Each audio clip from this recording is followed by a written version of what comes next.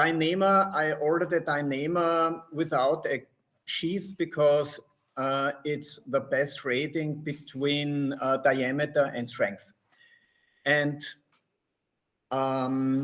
special forces use Dyneema with 4 millimeters by now. This is in some areas. So this is 35 meters plus 5 meters for slings. And then I read about your record about some kilometers or miles across big valleys, and that you have a little string, a P-cord, where you pull up a rappel rope. Is that true? Yes. And I don't know how thick it is, but I thought, why not rappel down this line? And then I started with this. This is 15 meters of 3 millimeters. And so this is 30 meters of 3 millimeter. Maybe you could even go down, but now I did test with 3 millimeters and started some tests, and I thought, how close to the failure I am. And I used my lab and to explore a little bit. And now I would like to ask to play the video. Gemütlich zum Handeln. Der Karabiner hält 6 Kilonewton aus. Das ist für mein Gewicht genug. Und da mache ich jetzt den einfachen und den doppelten Halbmastwurf. Und mit dem kann ich mich abseilen. Wie man sieht, kann ich das Seil bequem mit 2 Fingern halten. Sehr gemütlich.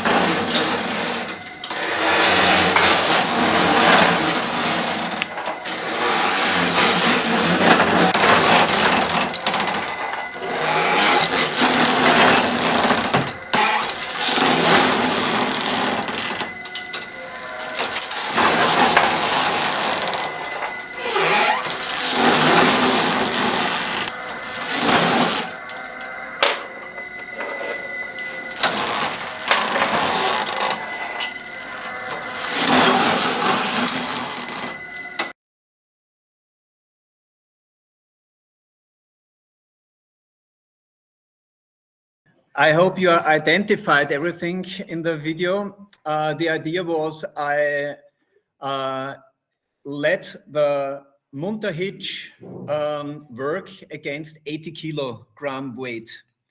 And if you pull it back and forth on a distance of half a meter, then it's really, really a heavy impact. And so this is not, can I only rappel down 20 meters or something and then the rope will break? It was for comparison reasons. So I know that I can rappel with a red line forever. I know that I can rappel with a climbing rope, obviously. So I wanted to compare those ropes. And now, please, one important question was, do I see when the lifetime of my rope or line ends? And I can say clearly, yes. When you look on a heavy worn Dyneema, then it's stiff, like a stiff wire. So it's easy to identify when it's just before breaking. This was important. I would disagree on this. The stiffness does not come from abrasion. It does not come from aging. It just comes from tension. If you put Dyneema rope under higher tension, the fibers align really well because there's nearly zero friction within them, and that leads to the stiffness in the rope. You see this in every new rope. If you put it like to 200 or 300 kilograms, they become this stiff.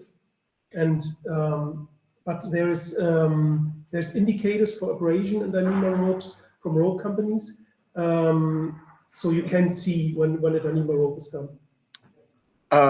Did you hear everybody? That was it? Yes. Before I go into these details, for me it was important, does it look like new before it breaks? Or can I see when the abrasion gets heavier and heavier and heavier and then it breaks? And the answer is, fortunately, you can see it. It's not, it's brand new, and bam, then it snaps like some webbings do, where you cannot really see it very clearly. In these lines, you can see it very clearly. Then the next question was now the comparison. Can you please, on next slide? We had these 5 lines. The 3 millimeter, 4 millimeter, the red line, the 10 millimeter climbing rope, and the 11.5 millimeter, which is not in use nowadays. I had an old one. That was the last was the 11.5 millimeter climbing rope. So you can take 10 seconds to think what was the weakest, what was the strongest. 9, 10, and now comes a solution. So the red line was the weakest, 20 cycles till breaking. The temperature goes up very, very quickly in these cyclic back and forth against 80 kilograms. Within 5 cycles, it's around 100 degrees centigrade. The 3 millimeter Dyneema was a little bit better. The 10 millimeter climbing rope was then much better, at least double like the red line and the 3 millimeter. And the 4 millimeter Dyneema was even better. So this was quite surprising to me. I explain it because it's so smooth. It has no sheath with friction. The red line has a sheath with polyamide and I think some Vectran, I don't know, a mixture. And the temperature of the sheath goes up due to the friction. And the 4 millimeter is very smooth. You can really see it, how it slides. And even when you pull it down from rappelling, it goes through trees and wood and everything zip, very easily, if it's new. Did you also try, because when I saw the video, you are rappelling with double or triple club hitch. Did you try the double or triple one with your machine? Yeah. Can you repeat the question? So the question was, rappelling down in the Alps is done with double rope because you want to get it down. No, not double rope. And double munter hitch. Double the double Muttner hitch, sorry. Yes, double the munter hitch from the Dyneema lines. Mhm. Otherwise, you won't have enough friction to. Yeah. So that you need to, with a single Munter hitch, if I understood your question right, you would fall down. Mhm. I cannot even hold my weight. But he's asking if you tested that scenario as well, or just a single. I tested only the single because with a double, it wouldn't work. It would pull up the weight and it would. That's what can't go. So it cannot go round to the other side. It would pull up and then the weight would fall down suddenly. So it doesn't work. I'm saying that we cannot compare the number of cycles of the 10 and 11.5 millimeter ropes, but only need a simple clovage with the Dyneema that needs a double or triple one, because in the reality you are not using the same knot. Mhm. That's a good point. Yeah, for me it was important just to have. I'm on the beginning of this research, and for me it was just to know how close am I to dying when I use a 4 millimeter, a 3 millimeter with braking. I would suggest that if you use the double Munter hitch and go slow, that you have a longer lifespan of your rope. But I don't know. I'm evidence-based. For me, the interesting thing was 11.5 millimeter climbing rope didn't break at all. It got stuck. It got completely stuck, and then it was just pulled up and down the weight, and nothing happened. So for me, actually, that's all for my presentation. I'm at the beginning, but I think that it could be a good idea to have a very thin line, which you need to get a rope up anyway. If you would be able to rappel down, why not?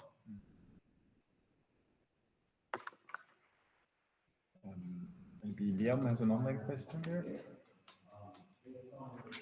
Liam? Hello. Whoa. Hello. I mean, as a backup of a backup, I would for sure be a bit sketched out, starting to rappel of a high line on a 4 mil rope. I have some questions of the testing. So going back and forth, especially as you mentioned, since some ropes have some abrasion and some others, like the Dyneema, don't have so much abrasion. So going back and forth and having the knot flip, that seems quite different to just continuously rappelling, and it also disperses the abrasion onto more rope. So I'm not sure like how representative. I know it's an initial test and a concept proof, but how will that translate to just going in one direction all the time? And there, another concern for me is how hot will it get, so that maybe it's not abrasion breaking the Dyneema, but just the temperature melting it, since Dyneema has a way lower melting point. And then, like, I'm very curious of like a friction knot in Dyneema. That's a strange concept in my head. And what about the attachment to the line itself? Like, do you splice it? Do you have a knot in Dyneema? I'm guessing not. And how much the Munter hitch reduces the strength of the Dyneema? Have you done a MBS pull on it?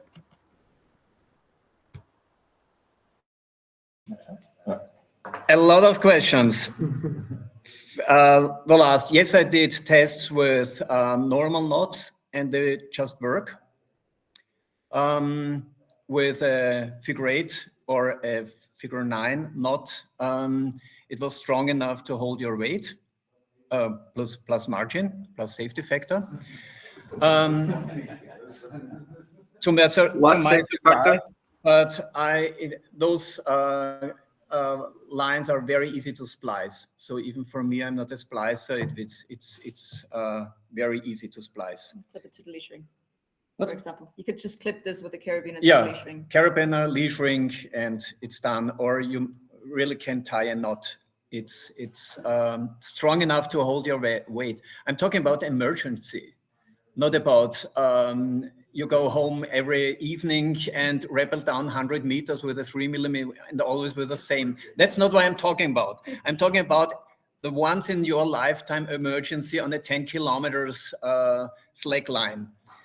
The second is don't make the mistake to take standardized tests to reality. Like the climbing rope test happens never in reality, and people make often the mistake. This rope holds only five falls. So after the 4th fall, I'm in life danger. That's completely stupid, and you just identify yourself as I have no idea about testing and standards. Standards are created for 2 reasons. First, to compare different products or the same products if they are really the same, and to make sure that for the whole lifetime of your use, they are fit for use and that they are safe. Nothing else. And they not necessarily should match or mirror the reality. So, and my tests were not designed to mirror reality at all. They were designed, I know that I can rappel down with a red line, which is quite thin for many people. If you talk to the industrial climbers here, then they freak out if you see a 6 millimeter line. I'm doing my whole access work since 6 years only with a red line, and it works perfect with everything. So I know this works. And now I try to find a way to compare other than having 1 year rappelling down a rope. And this is, I made an impact which is so hard that within 1 day I can compare 4 lines. There was one other question with a motor hitch or what? Yeah, maybe the temperature. The temperature, yeah. For me, I rappelled down a lot with double Dyneema rope and also with single strand for 10 meters, and that was no problem. But this is something that has to be done.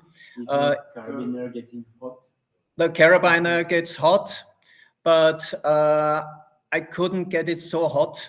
And when you saw in the beginning of the tests, I tested different speed, and double speed is half lifetime.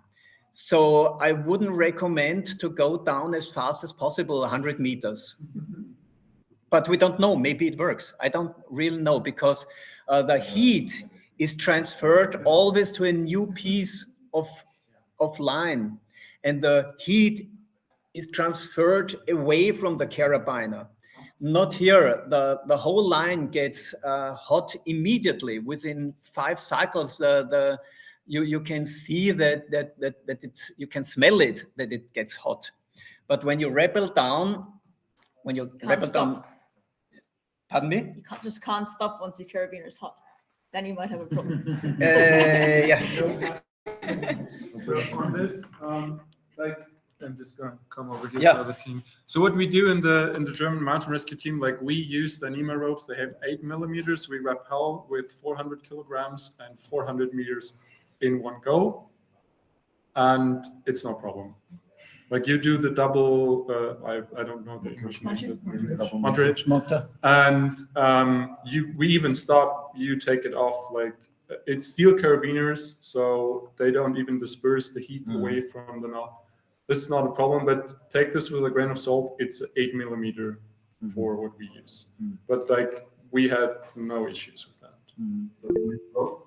Like a Dyneema, like he used like without Similar to but this like one. 8 millimeters, and we use 2 of them like simultaneously, but it's only one that's always loaded because you can't like maneuver it like good enough. And we like it's allowed to have 400 kilograms on the plate that you rappel, like 2 rescuers plus gear plus someone that you take on, and like we do 400 meters in one set. Like you go down 400 meters.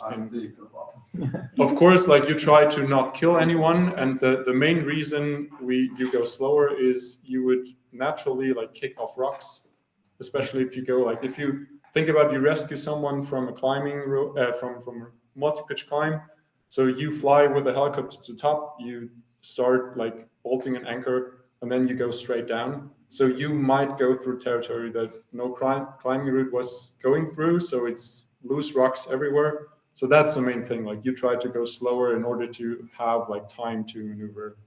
But so far, I don't know if we did like any calibrated speed tests, which would be like hard to do.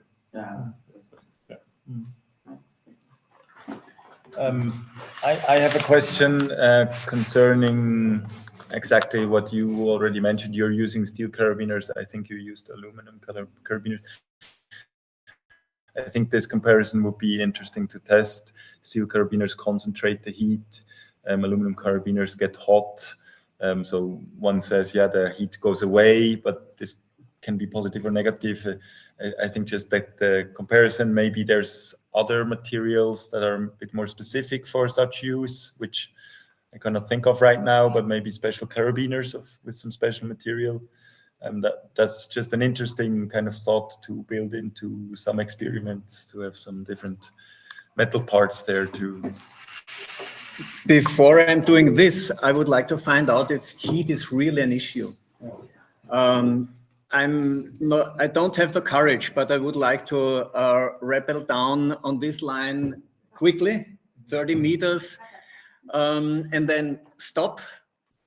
I need additional backup system, but that's quite an effort in my lab. It's easier. So I don't think we have an issue with heat. That's only my assumption. But I don't know. I'm evidence-based researcher. I think there have been some tests in.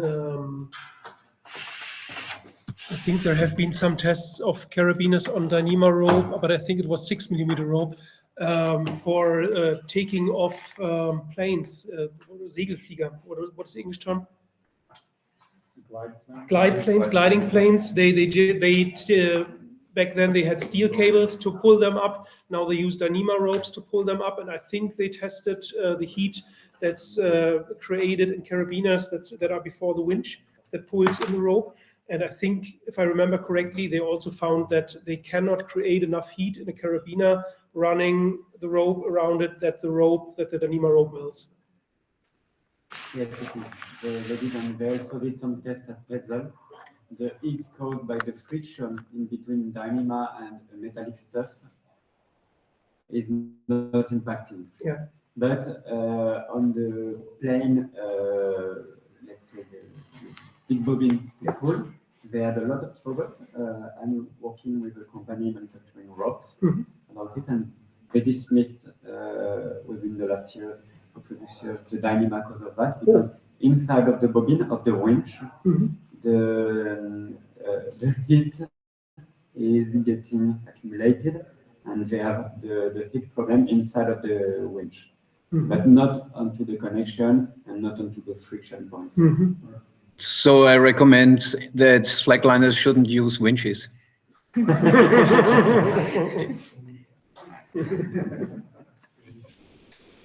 So I have just a question. How thin was the line which you took on your record? It was 2.5 millimeter, but we need to have 150 meters of it. So like 4 millimeter would be a lot. Yeah, 4 millimeters is for special forces, 100 kilo guys and so on. But they have enough margin, but I'm working now with 3 millimeters. and you worked with 2.5 millimeters. I think that with material, maybe that Vectran, for example, would be better than Dyneema, but I don't know. So this is something, I'm pretty sure that 2.5 millimeters would be strong enough to rappel down, Yeah, but I don't know yet. Like you need how do you hold the line?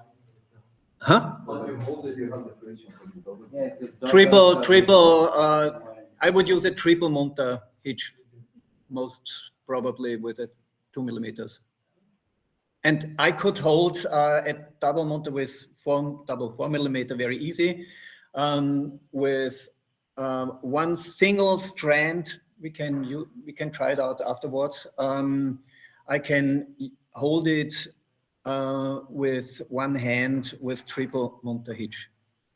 But I'm 60 kilos, so it depends on the body weight, maybe too. But that's something each of you can try out, but don't try at home. Okay, we got.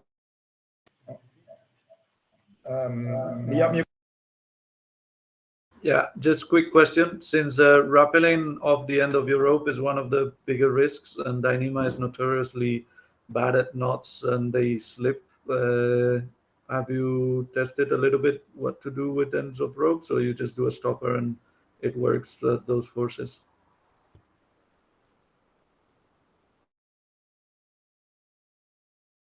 You are muted.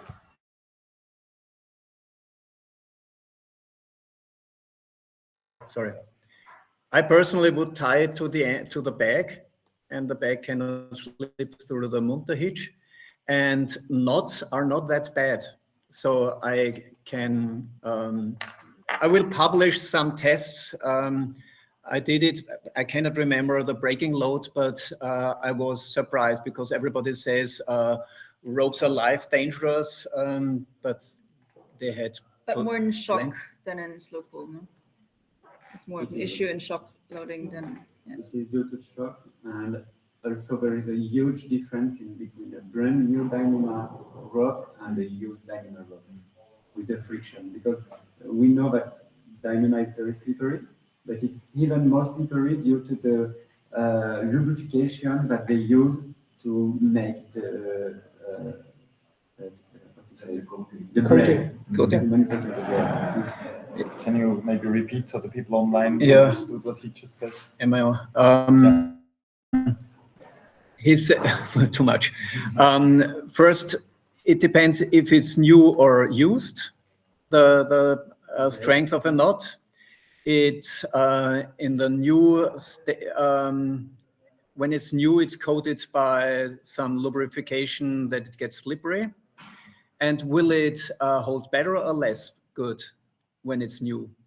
It's slippery. It's much more slippery inside the knots when it's brand new than when it's. Yeah, but So if you want to make some knots on an old Dyneema rope, most of the time, if it's used in static, you have no problem. So used in static with old Dyneema, you have no problem. I found out with my 4 millimeter that I have no problem with the brand new one. So it's still strong enough.